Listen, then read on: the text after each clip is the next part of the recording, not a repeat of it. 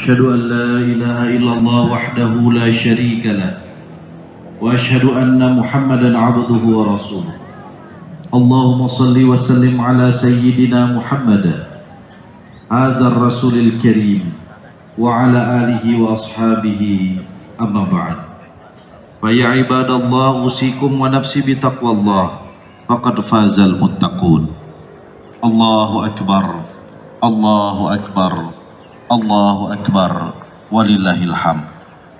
Kaum muslimin dan muslimat jamaah salat Idul Adha rahimakumullah. Idul Adha tahun 1446 Hijriah 2025 Masehi tahun ini wajib kita sambut dengan penuh syukur kepada Allah Subhanahu wa taala atas limpahan kesehatan, kesempatan dan hidayahnya kita semua dapat berkumpul di tempat ini.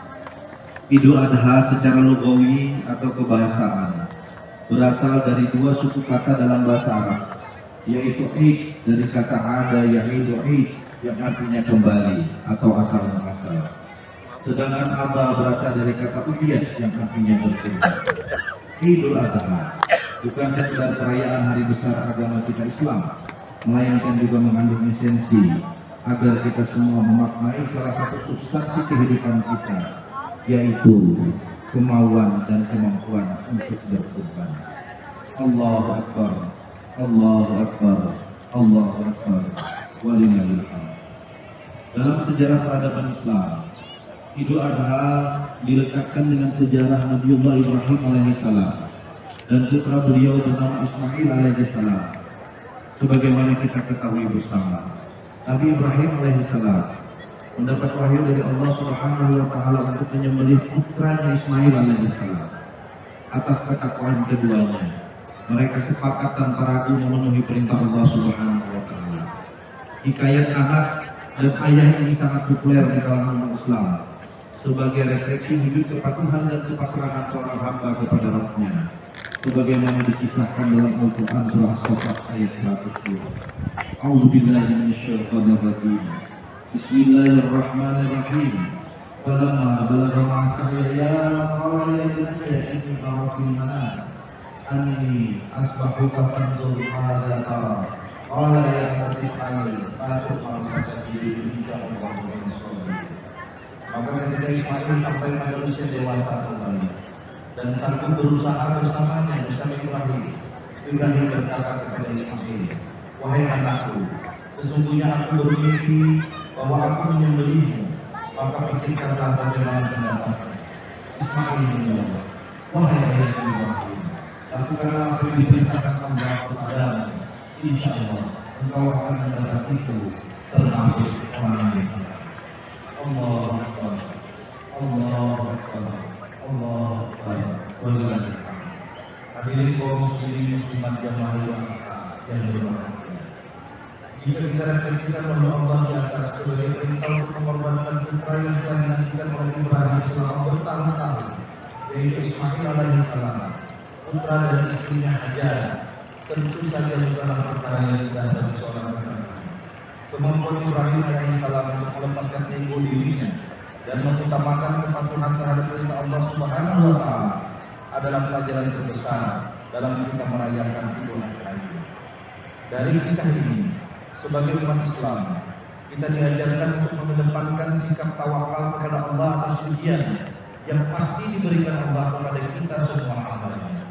Kisah dan hikmah serupa sebetulnya selalu dilakukan oleh Allah Subhanahu wa taala untuk menguji ketakwaan setiap rasulnya di setiap zaman. Seluruh Rasulullah diberikan ujian yang berat jika kita mengukurnya dengan kemampuan manusia biasa.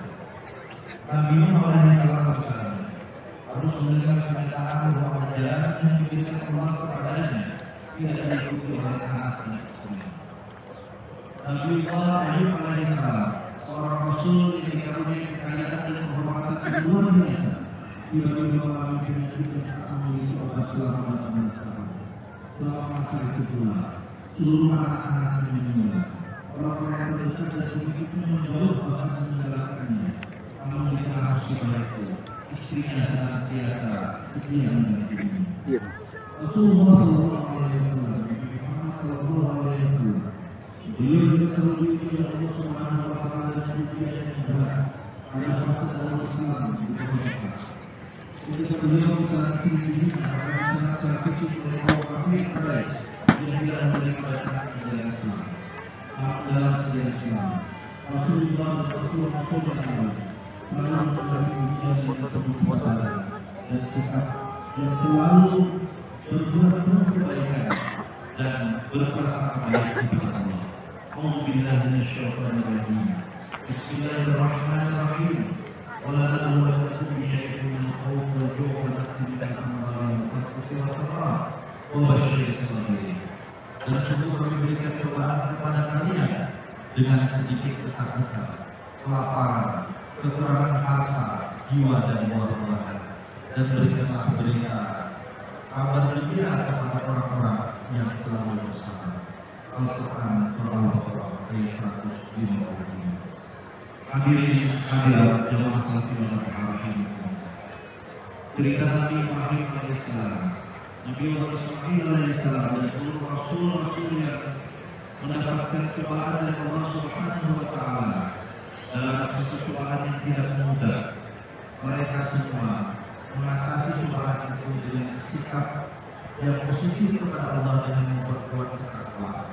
Karena hanya dengan jalan takwa insya Allah kita semua akan mampu menyelesaikan berbagai macam persoalan di dalam kehidupan kita. Wa may yattaqillah yaj'al lahu makhrajan wa yarzuqhu min haitsu la yahtasib. Barang siapa bertakwa kepada Allah, niscaya Allah akan membukakan jalan keluar baginya